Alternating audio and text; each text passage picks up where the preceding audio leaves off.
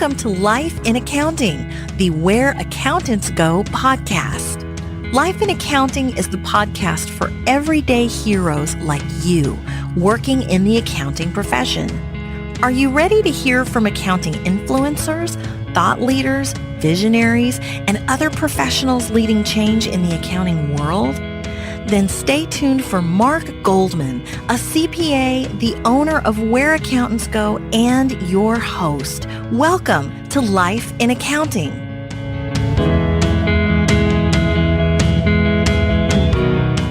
Just embrace change because it's going to constantly happen in your career, in your life. You'll go through, lots of peaks, but you'll also go through lots of valleys. And I think it's so important to realize that that's natural and normal.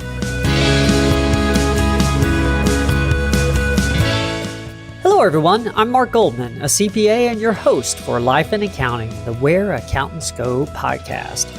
That clip was from Lisa Trefger. Lisa joined us on this episode to share the story of her career journey with us, and particularly so we can get some insight into the career field of business analytics, where she's been working for the last 6 years or so. I also took the opportunity to discuss another experience she mentioned, working with an organization as they unfortunately had to navigate through Chapter 11 bankruptcy, as well as the subsequent acquisition of that company. Experiences that definitely none of us want, but as with everything in life, there are always lessons we can glean from those experiences. Lisa is a very positive and just tremendously cheerful individual. I think you're really going to enjoy this interview. She mentions several charitable organizations as well at the end, so don't forget to check out the written version of the show notes online at www.whereaccountantsgo.com for links to all of those organizations as well. Here we go with Lisa Trefger.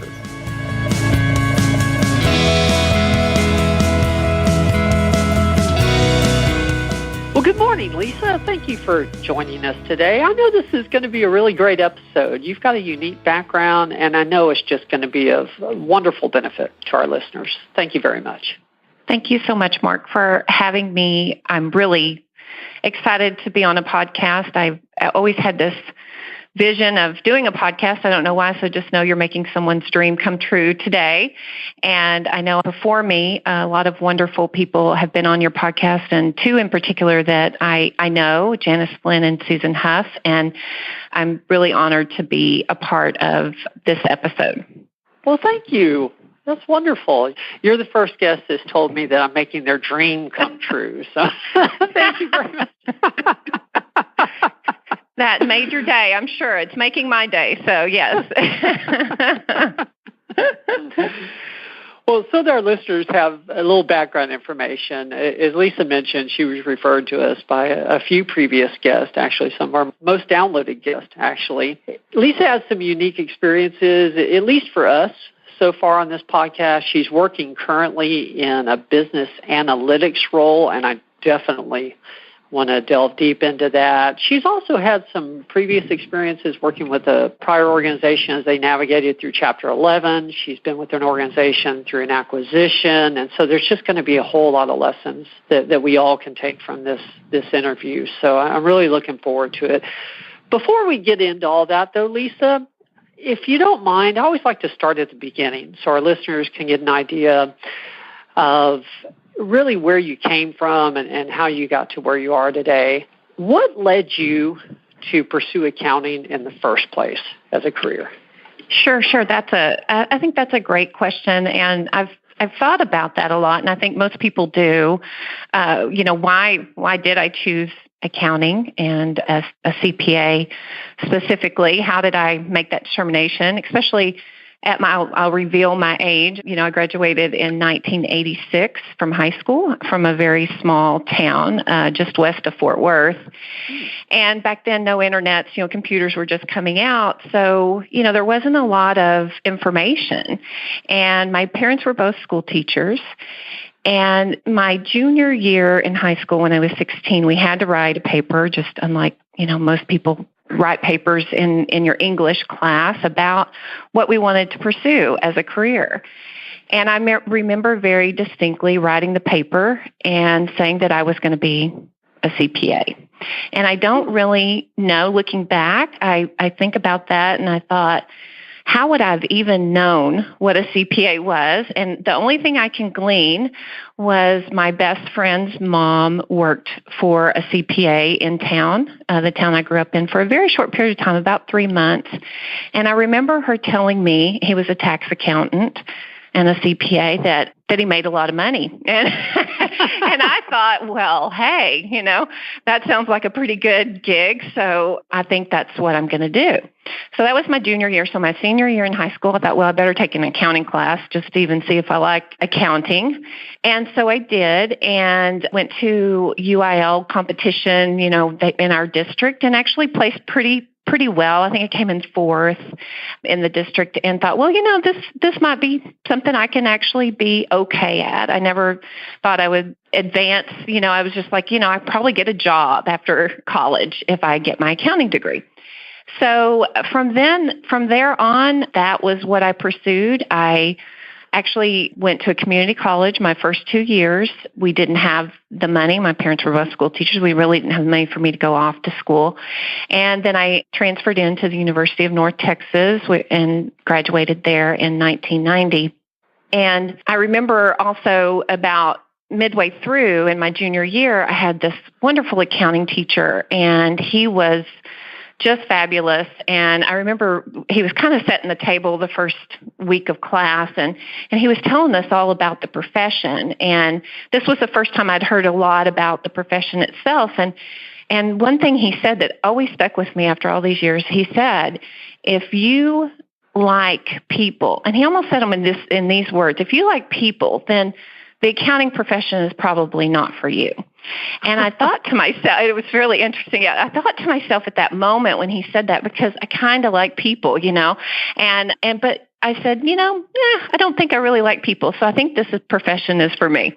And the reason I tell that story is because I never let anything change my perspective or my goal to become a CPA, because there was always different things that would pop up, and I'd be like, oh, I don't know. And I think, as more information came in, it made me question, but I also said, well, you know what, that may or may not be true, and I'm going to go ahead and pursue this accounting degree and become a CPA. So I graduated, and again, not a lot of information. Still, computers were the internet wasn't around. And so really the information I got about going, what to do once I graduated was from my peers. And I had a friend that said, you have to go into public accounting. You have to do it. If you're going to be a really good accountant, you've got to go into public accounting. So I was like, okay, I'm going to go into public accounting. And through college, I worked in a local bank. So I did everything in that bank. You'd call it now an internship. I called it, a part-time job so I could survive through college, right? That's right. So I did everything from bookkeeping to closing out the computer software at night, from working in the credit department. And then finally I moved up and was a teller for several years. And with that experience, though, it did allow me to interview, and I interviewed with the Big Six. I interviewed with banks. Bank One was a big bank in Dallas. And I interviewed with a mid-size public accounting firm, a small, actually, about 35 professional public accounting firm. So I got offers from all of them, and I was really torn, and I wanted to.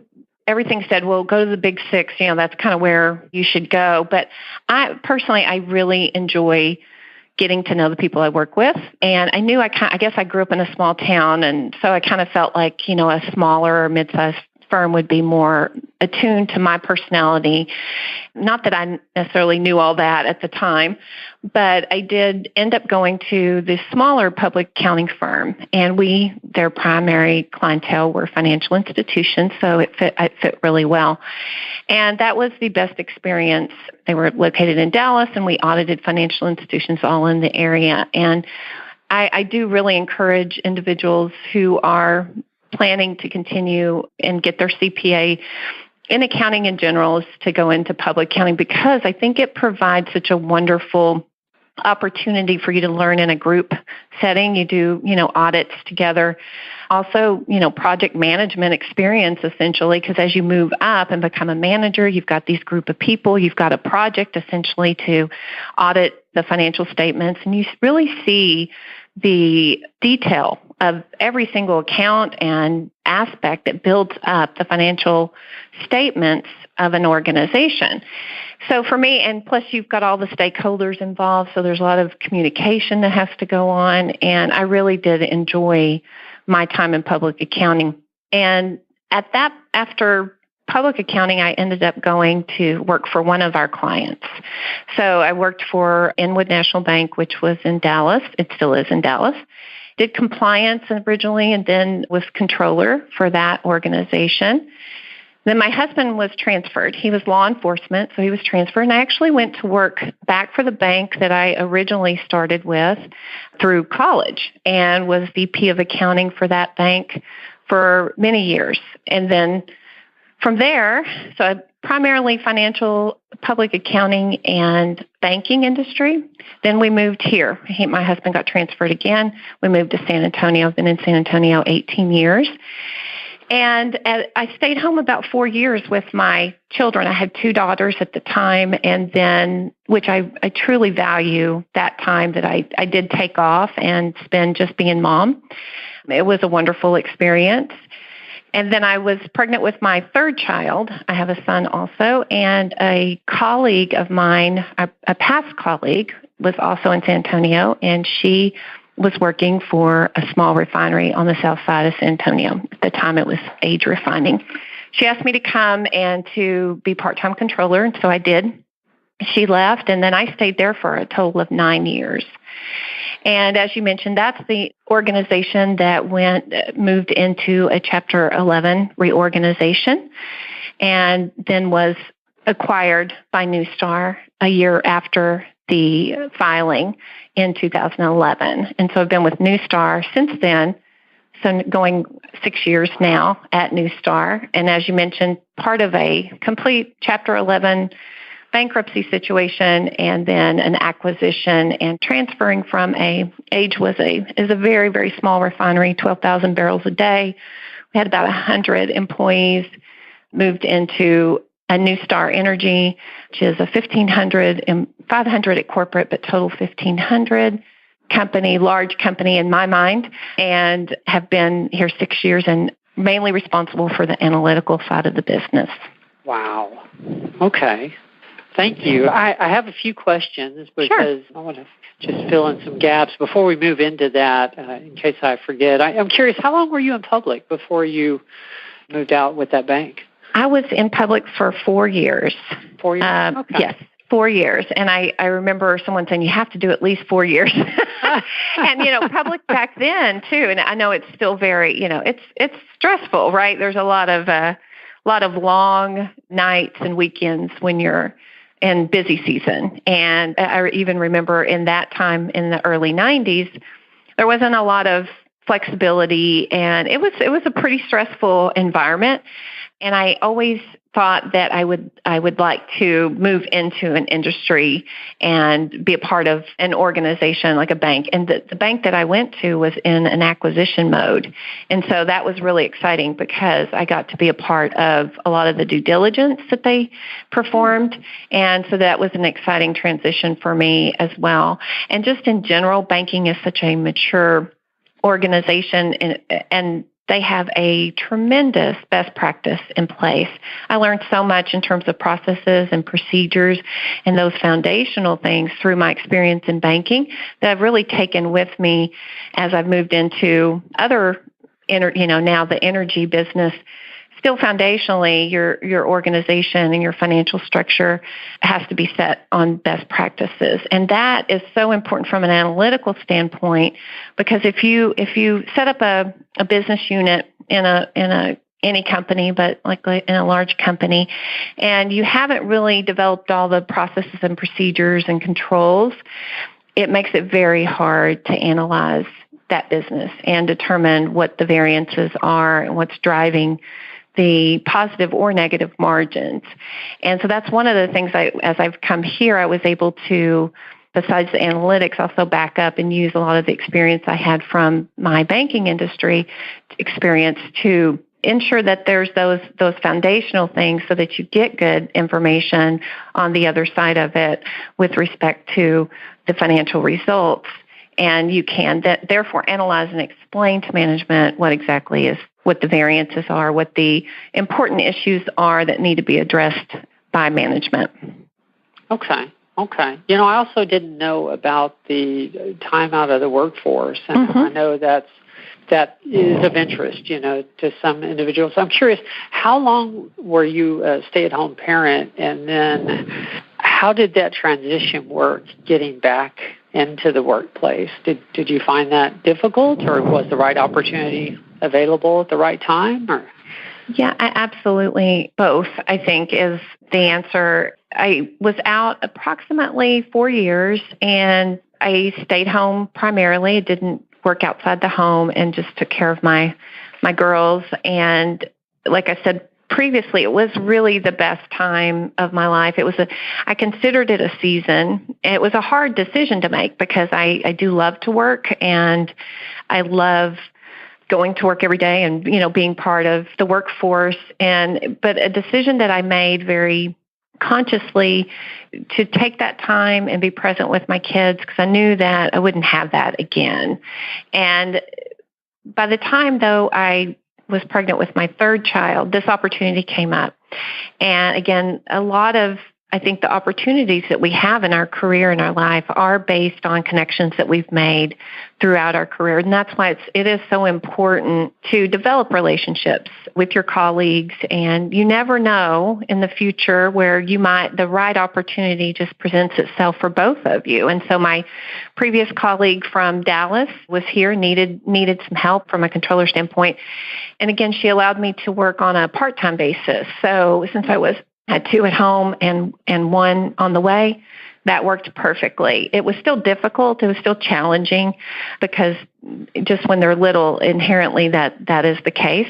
But it was the right opportunity that really allowed me to ease myself back into the workforce.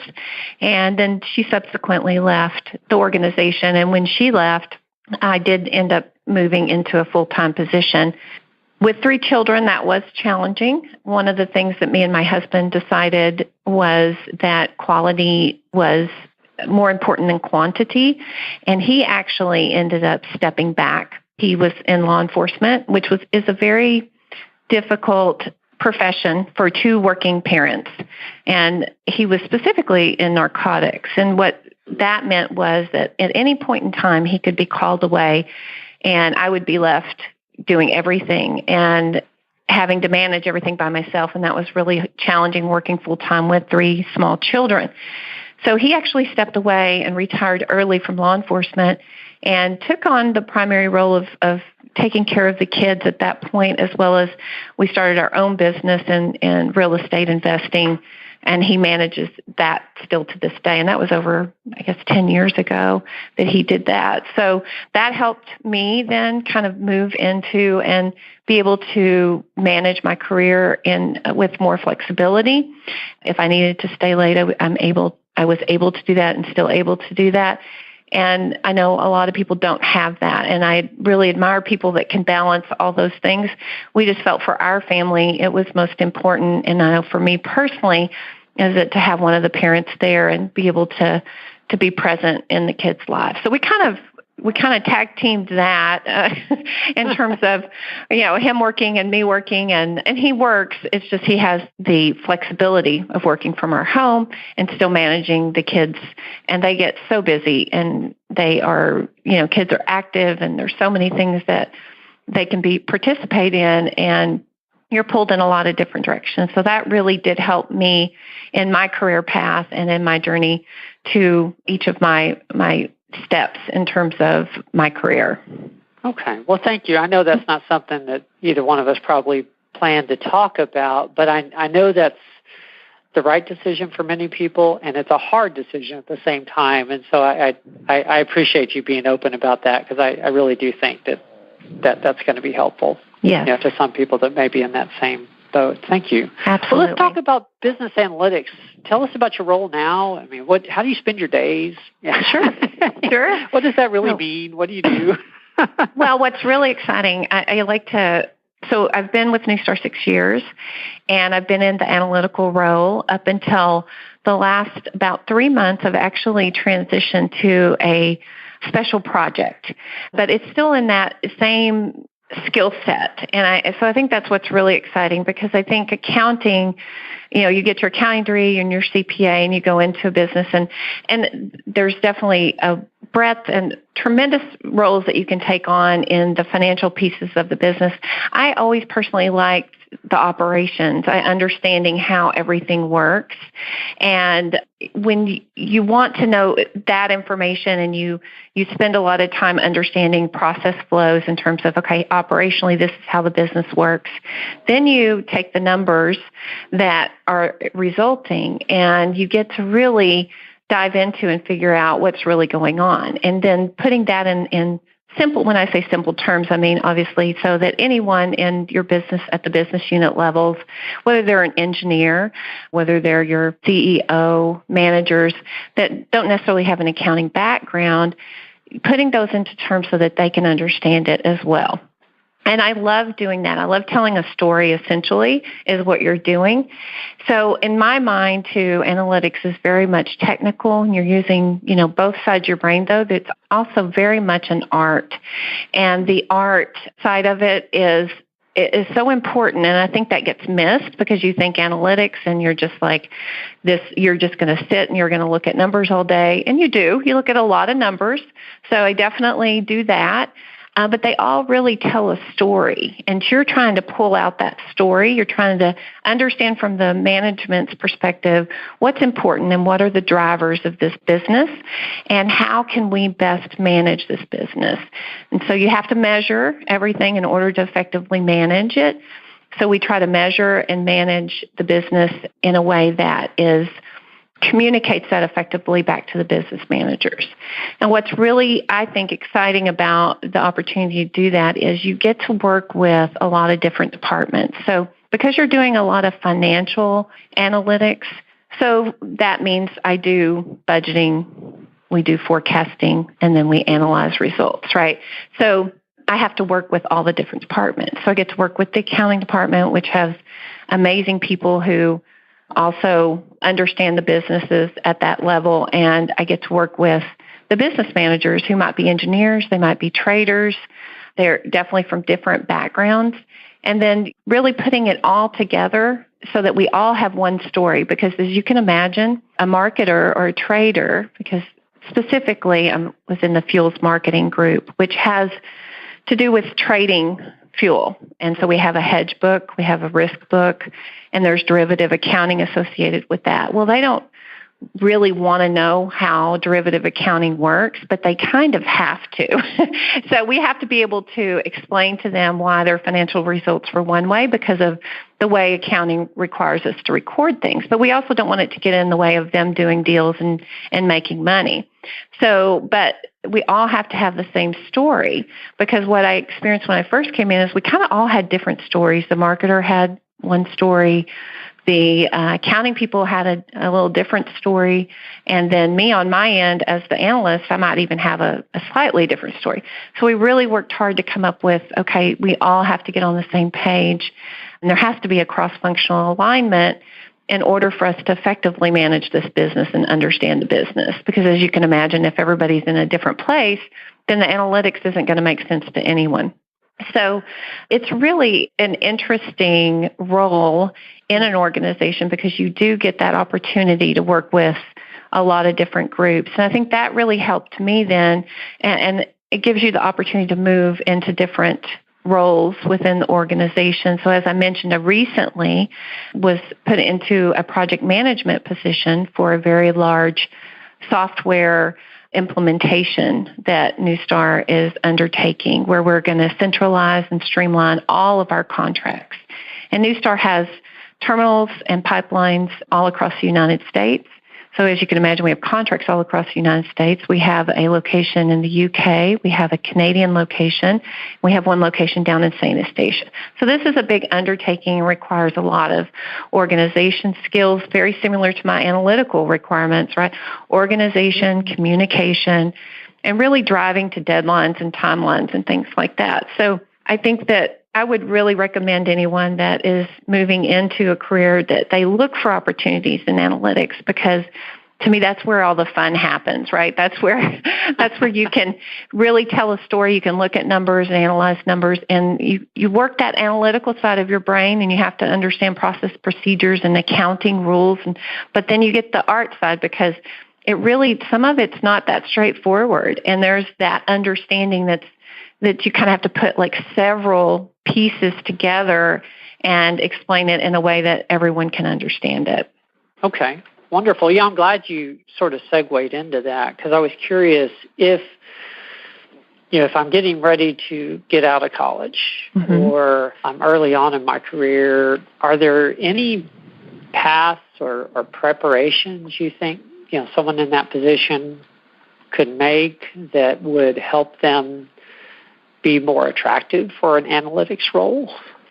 Well, I really think that I mentioned before, public accounting is such a great training ground. Okay. I know there's others as well, but I think that you're getting a lot of those skill sets in that role in public accounting, because you're having to analyze books of organizations that you may have never seen before, right? And so I think that really helped me in my career think about things not so much in debits and credits, that's part of it, but also think about, well, how does this whole thing really work? And how do we get the product from point A to point B? And being able to read financial reports and audit reports kind of helped me see the big picture, because I think big picture is so important from an analytical standpoint. And there's steps to that, obviously. And like you said, from a beginning of your career, I think that experience is invaluable. If you're wanting to go into industry, I think that looking for a role that is, and definitely Newstar and other energy companies or any industry, always there's analytical roles. And really getting into those, because I always say one of the things I miss from, I love being at corporate headquarters and with Newstar, but I do miss being at the coffee maker, I say, or at a refinery where you actually get to see see things moving and touching and feeling it, because that's where the experience, a good accountant understands how the business operates and understands the operations from kind of beginning to end and wants to learn about it and is curious about that. You really have to be curious. I think to be a good analyst, you've got to be very, very curious, ask a lot of questions, and that really makes a difference in the way your career will go and how you can move through an organization is by looking for those opportunities. We have a lot of examples of wonderful accountants who do very different things than just work in the accounting department. So the analytics is a perfect example. My example of doing project management, there's a lot of examples of that as well. And if you get that experience, it really does propel you into other parts of the business that they're like, well, she's pretty good at analyzing and organizing information and communicating that. Well, that's such a need in all aspects in different parts of the organization. Yeah, I'm a big proponent of the CPA certification, and obviously, you are as well. I'm curious, are there any other certifications that are particularly applicable in the business analytics world? For me, there's not any other certifications that I have sought. I think one of the things that for young people in particular, and I know that most of them have grown up on computers, and I know that for me, as I go and I manage a lot of the analysts, being a Power Excel user, maybe it doesn't sound that exciting, but those are the people that I love, because they can take any information and they can put it into a spreadsheet and they can really, do amazing things with it, right? So when I hire someone for an analytical role, and specifically for business analytics from a financial analysis standpoint, they better be a Power Excel user because we have a lot of different systems, unlike many organizations, large organizations, and we have to take information from different systems, and then we have to put it together and see how we can come up with some information that's useful to our business managers. So that's one piece that I think is really important for young people. And most of the ones I see coming out of school have really grown up on it and can do some pretty amazing things in Excel. The other thing I think, and I didn't get till my later in my life, but I did get my MBA. As crazy as it sounds, in 2009, and this was just before we went through our reorganization at the refinery, I decided I needed to get my MBA. So I went through the executive MBA program at UTSA, which is a fabulous, wonderful program. And I learned a tremendous amount in that program. And so I value anybody that does the work and works towards their MBA. I think that's a great tool as you continue to grow in your leadership opportunities in your career. Sure. Well, and I mean, full-time job and only 3 children. I mean, there's probably a whole lot of time for that. So. Yeah, right. Don't even know how I did it now, but yeah, like I said, it was a little crazy when I look back now. I'm like, how in the world, what was I even thinking? But I, of course, hadn't anticipated a reorganization. So, but, one of the things I just never quit, right? You have to be somebody. And so I was like, well, even though I started in September 2009 in the program, we filed for reorganization February 2010. I was like, well, I just can't quit. Like, I'll make this work. And there wasn't much sleep going on during that time. Oh, that's funny. Well, I don't like to ask people what they would have done differently because I think our lives take the path they take for a reason. But if you could go back in time and give your younger self any piece of advice, what do you think that might be? I think that, and I agree with you, I think our lives take so many turns and twists. I think that the piece of advice I would give myself, and this is me personally, and everybody deals with things so differently, but I would kind of 2 things. I think I call them the 2 C's. So chill and change. So when I say chill, like I realized that I wasn't able to process stress effectively. And I think a lot of people experience this as well. So from about 25 to 40, I experienced a lot of back pain. And I attributed it to everything else but stress in my life. I attributed it to, I'm running too much, or I'm not, this, that, and the other, and sought many different solutions to my back problems. What I realized was, as I got older and finally kind of stepped back a little bit, put a little bit more balance in my life, is that anytime I got really stressed at work or felt like I had a big load, it all manifested in my lower back. And I was essentially doing that. And I know that's a hard concept for all of us to kind of put our arms around. And it took me a long time to figure that out, obviously.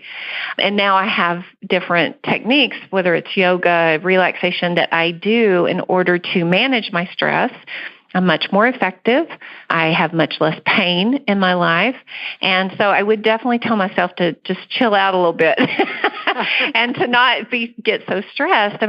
And figure out and understand that stress is normal, but also you have to have a practice of letting that stress go if you do manifest it in the way that I did, which was my lower back. And then change is the other thing. And I think we love that consistency and the comfort of everything being familiar, but just embrace change because it's going to constantly happen in your career, in your life. You'll go through lots of peaks, but you also go through lots of valleys. And I think it's so important to realize that that's natural and normal. And sometimes you don't like it and it feels like, oh, wow, I had all of these great things. And that's really what happened for me because we had it was part of a refinery during the golden years when we had nothing but profitable years over and over. And then 2008 hit and we finished a large project that went way over budget. It was supposed to be a $40 million project, and it was an $88 million project. And it was in order to comply with the ultra-low sulfur diesel compliance requirements. And small refineries had to comply with that a little bit later. And so we were kind of not late, but we were on time essentially. And that's really, once we finished that, then the market just crashed on us, right? And so we had a $40 million loan to pay back and had no margin. And you have very little variable cost at a refinery and a lot of fixed costs. So you didn't have a lot of levers to pull. And so change is going to happen, and you're going to be high on a cloud one minute, and then things can very much be different. So just embracing that and knowing that, keeping your being grounded and keeping your values and your principles all in check, knowing that things are going to move in all different directions, but you stay consistent with those things, and really, honestly, everything works out in ways you couldn't even imagine. But those two things I would just really try to hit home with my younger self. Wow. That's a lot of good advice. That was a whole lot more than I was anticipating. Thank you. Sure. Well, I want to get to the final questions that I ask all our guests. But before we do, life isn't all about work, of course. And I know you've been active in the community as well. Tell us about some of your community involvement. Oh, great. This is my favorite part, because one of the huge blessings of becoming part of New Star Energy, and most people in San Antonio know what a wonderful organization we have and what an amazing culture. Mr. Greehey, our chairman, and many of the executives, they all set this up in a way that, we have a culture of caring and sharing, and that's one of our main things that the culture is about. And so when I came to New Star, I'd always really wanted to be, and I had even professed I wanted to be a community leader, and I still say that, and I don't even know what that means really. But that dream was able to come true as I came onto New Star, because they support each of their employees. If you want to be a part of a nonprofit organization, they really do support and encourage you to do that. And I was like, wow, I can actually because before in a smaller organization, you just don't have the time. You're wearing so many hats, and there's just not that support. And here, there's that tremendous support to join. So I am part of Dress for Success and Career Gear, which is a local nonprofit that serves both women and men. Most people think of it just as the women's organization, Dress for Success, but we also have a smaller men's organization. And most people think of it just as the clothes, and that is a big part of it. But we are helping men and women who are really at a disadvantage for some reason in their life, and they need help with opportunities to get back into the workforce. So we serve people who have moved to that point where they're now looking for a job, and we offer, besides the clothes, we offer opportunities for them to come and develop their resume. We do a lot of coaching. We provide mock interviews. We help them with every aspect of searching for a job, and then before when they get their first interview, we take them in and we give them a full set of clothes from top to bottom, purse, shoes, everything, accessories, so that they can go and interview. Once they receive the job, they can come back and they'll get a week's worth of clothes. And then they can continue to come back. We have a really wonderful professional women's group, and that meets monthly. And that's the way we can support and encourage these ladies as they continue on their journey in their career and getting back on their feet. A lot of them are single moms who have been in bad relationships or have just been down on their luck. We do serve a lot of men from Haven for Hope. We suit them upon their graduation. Our men's program isn't as, like I said, it's not as defined. It doesn't have the programs that the women's program does, but we do allow men to search for jobs, and they have computer access and things like that. We'd love to build that. It's just a matter of funding. So it's a wonderful organization. I'm the secretary on the board, been on the board for 3 years, and I just love that opportunity to serve others and make San Antonio a better community. So that's my first passion. And then I also sit on the board of Women's Energy Network, which is I was a founding member. It's a local professional chapter for women in energy. It's also the same vein in the sense that it encourages and empower women in energy through education. We do luncheons. We do mentor programs. We really get to know each other and really help each other as we move through our career. It is a male-dominated world in terms of the energy business. And so this is an opportunity for women to continue to learn and grow and network and look for opportunities and possibilities. And that's been a wonderful, I'm past president currently, and that's been a wonderful experience for me. I'm also president of the Volunteer Council here at New Star. So I'd like to get involved apparently, and that's been great as well. And lastly, I'm a charter member of the 100 Women Who Care, and it's a San Antonio club. And it's really a wonderful group of ladies who started this, and there's clubs all over the United States. And it's really fun because you just commit to $100 a quarter, so it's $400 a year. We get together quarterly, and 3 nonprofits come and tell us about their nonprofit. And we all vote, and then and hopefully we'll get to 100 women. We're about 35 right now. And we each give $100. And so this last week we voted and, we gave $3,500 away. So we're hoping and you get to know, you get to hear about local nonprofits and all the great work that they're doing. And it's a really fun group of ladies, but also something that can really, I think, impact the community and helps us learn more about the need in our community. My gosh. I usually leave a couple minutes towards the end of the podcast for this section, but now I should have flipped it. A couple minutes for your career, and then right, and then 20 or so for the volunteer. I know I could go on and on about that because I really do love being a part of the community, and I think we all are. I think one of the biggest, or the value that I see, or one of the principles that I've always lived by there, and I have to just say this one last thing. I know I'm probably running over, but I do. There's a wonderful book out there, and I do recommend this for anybody and everybody, and definitely young people going. It doesn't matter what profession you are. And I don't know if you've heard of the book, but it's called The Go-Giver by Bob Burge and John Mark, and it has 5 different principles of success. And it's a wonderful testament to giving is really the way I look at it. And one of the principles that really I've always lived by, and probably couldn't really articulate it or define it until the latter part of my life. But one of the values is, it says, your true worth is determined by how much more you give in value than you take in payment. And I truly believe that. And I think people can be successful in whatever career, wherever they choose, if you kind of reframe yourself that way, in the sense that, yes, I have a job and this is the job I do, and I'm paid for that. But what else can I do to over and above? Because I think there's so many opportunities for that, and sometimes we don't think like that. And how can I add value to others? How can I add value to New Star? How can I add value to these nonprofit organizations? And man, boy, it comes back in so many, threefold, fourfold, and you'd just be surprised that you don't even expect that. You're just saying, I want to add value. How can I help you?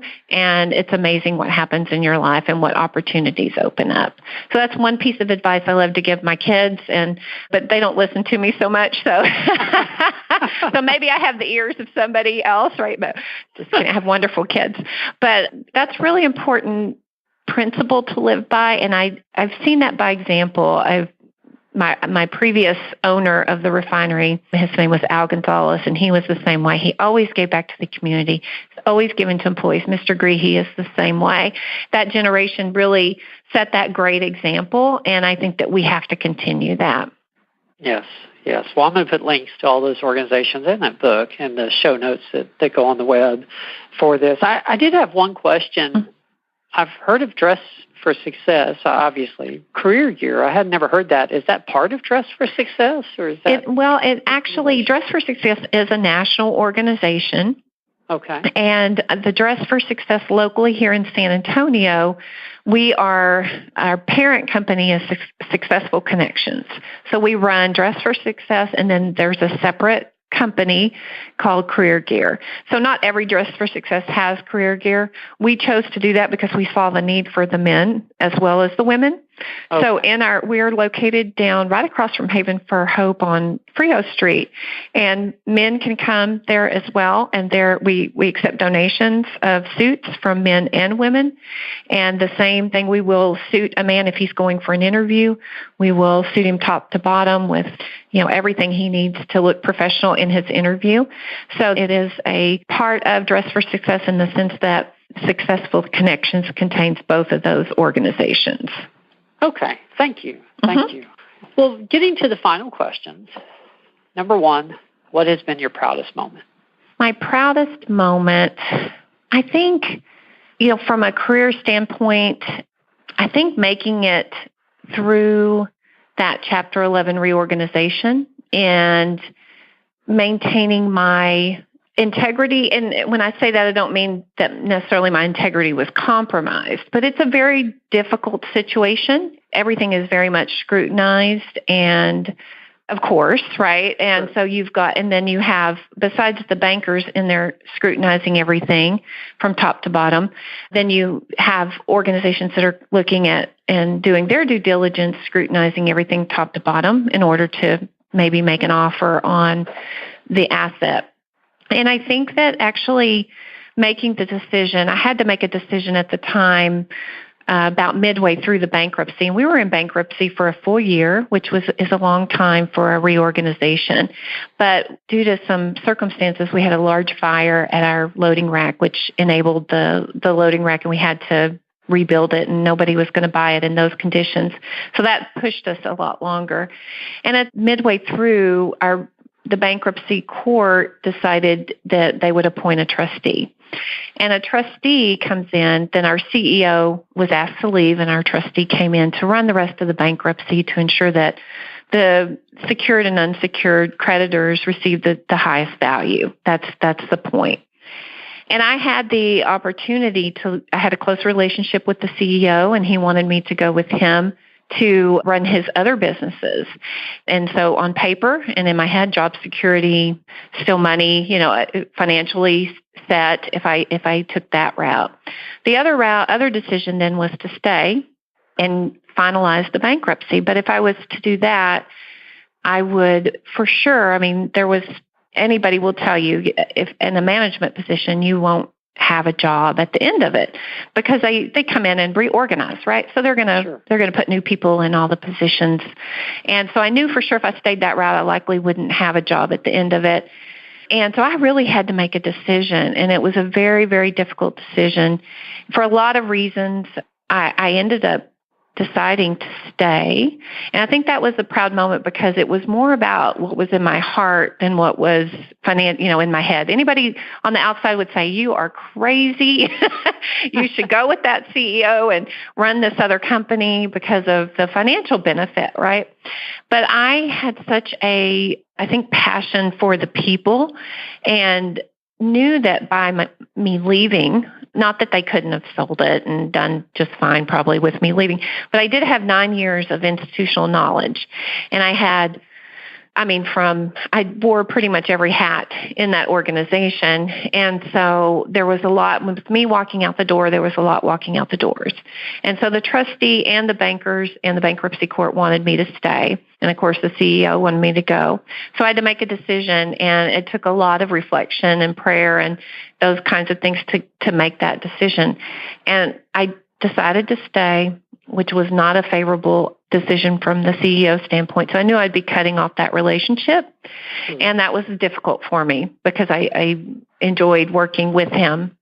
But I knew that I needed to finish what I started. I told you I never quit, right? So finishing what I started was more important, and ensuring that every single individual at the refinery had a job at the end of this was more important than I thought, you know what, I'm an accountant, I'm a CPA, I can find a job after this. I will find a job, and I'm not going to worry about it. I'm not even going to think about it because I'm going to focus on getting the most value out of this refinery in order to pay back the lenders, which is a very successful conclusion. We did pay back the secured and a large portion of unsecured, which is very unheard of in a reorganization of that size.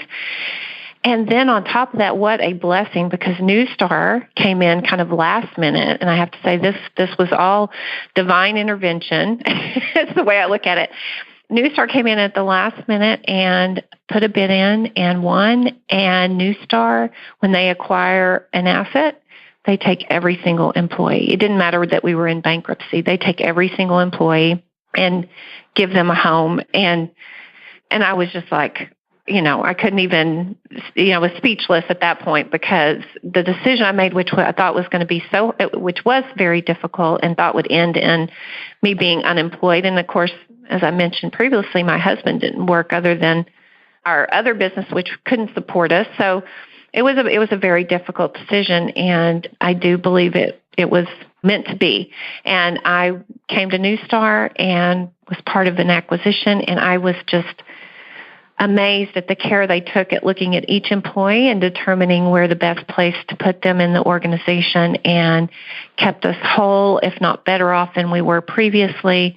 And like I said, I couldn't have asked for a more wonderful outcome to that really, really difficult situation. Wow. Well, tell us about a mistake you've made and what you learned from it, of course. Right. And the more colossal, the better. Yep. This one was hard because I think when I make a mistake, I feel like, we're just like everyone. It's like, man, you do beat yourself up for a long time about it. So the one that I really remember so vividly, and this was when I worked for the refinery, we were an S Corp and we made dividends to our shareholders, and there was a lot of tax implications. And so I worked closely with our tax accountants, of course. I'm not a tax accountant. I think people have a misconception when you're a CPA that you're a tax accountant. Sure. But you're not. There's a specialized group of people. And I didn't review the work as closely as I should have. Things were moving very quickly, and I didn't review the work as closely as I should, and we made a large dividend payment to our shareholder. And I'm not going to disclose the amount, but there were lots of zeros behind it. And after, it was a few months later, I was looking at the work papers again, and I was talking with our lenders about something, and they asked me a question around the dividend. So I went back and looked at everything, and then I realized, and I called our tax accountant, so I'm like, I think we made an overpayment to our shareholder.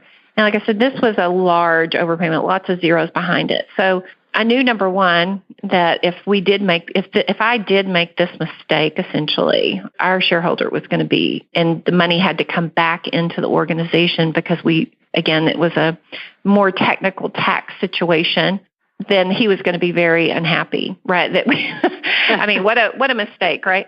But on top of that, we had loan covenants that then we would have been in non-compliance with those loan covenants.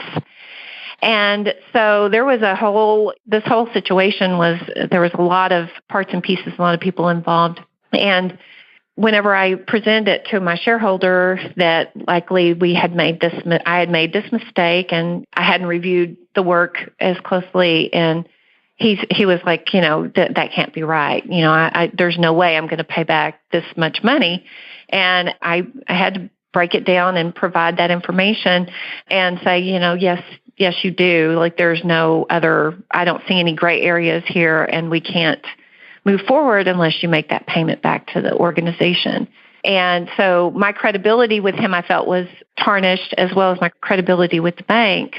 But what I learned through the process was just being totally transparent and honest, and really stepping through what I believe happened and how it happened, and then what my resolution was, which in this case there was only one, which would be that the shareholder had paid the money back to the organization.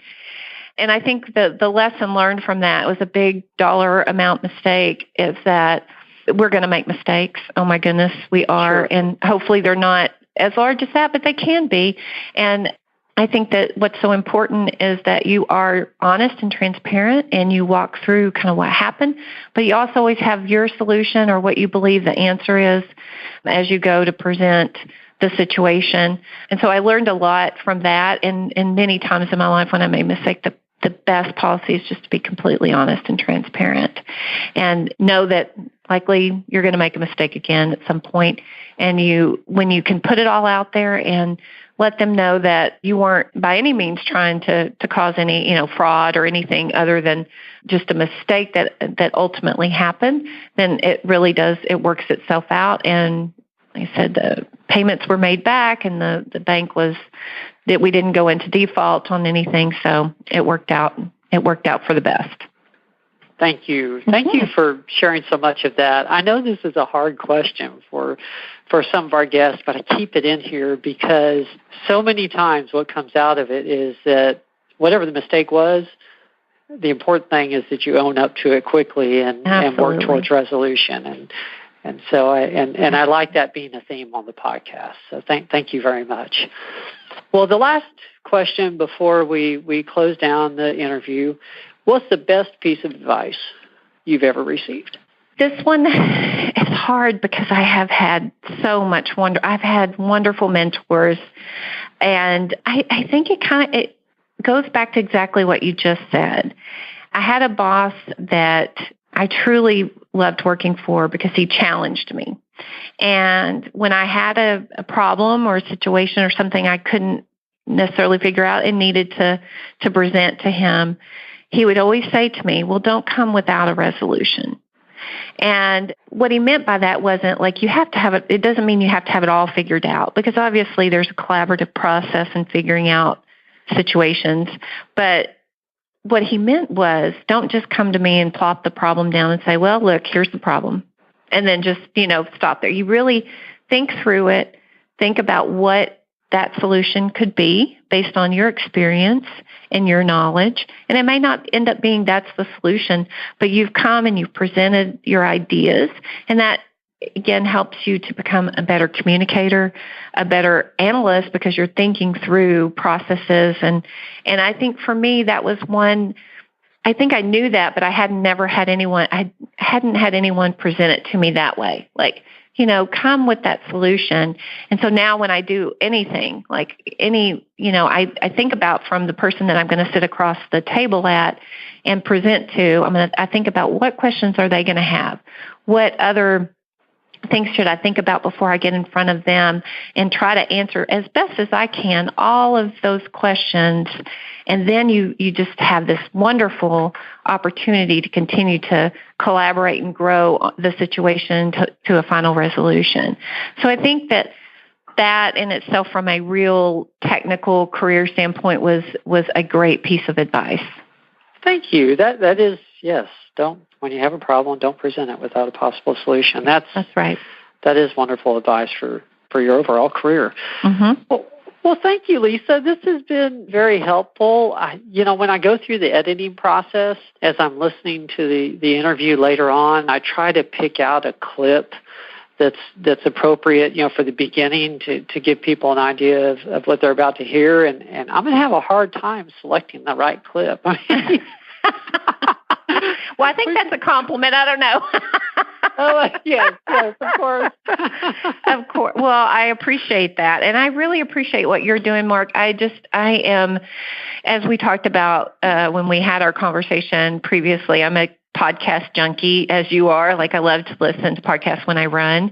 Mm-hmm. And like I said, you're making one of my dreams come true today by actually being on a podcast. And I hope that, and I haven't been through all of your podcasts, but I bet you have an amazing story. And I don't know if you've done your story on your podcast, but I hope at some point you have a co-host and you can tell your story. Oh, my gosh. Okay. I'm putting that challenge out there to you. Like, I can't end this without challenging you, right? Because I don't know. I think that would be just fascinating. I think your listeners would really love that as well. So just something to think about. Thank you. I will put that on the list. Wow. There you go. I'm not usually speechless, but thank you. Well, thank you again. I think with that, we'll shut it down. But I really hope you have a great rest of your summer and great week. I appreciate it. You too, Mark. Thanks so much. No problem. Have a good day. You too. Bye-bye.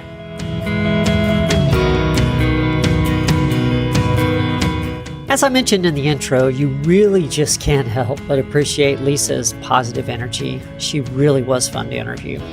I joked about it in the end, but had I known how involved she was in the community, I really would have dove into that a little earlier in the program. I certainly wouldn't have wanted to shorten the conversation about her role there at New Star and her previous career as well, but I know there's just a whole lot more to cover in the area of her community involvement. That really was a pleasure to record. I hope you enjoyed this episode of Life in Accounting, the Where Accountants Go podcast.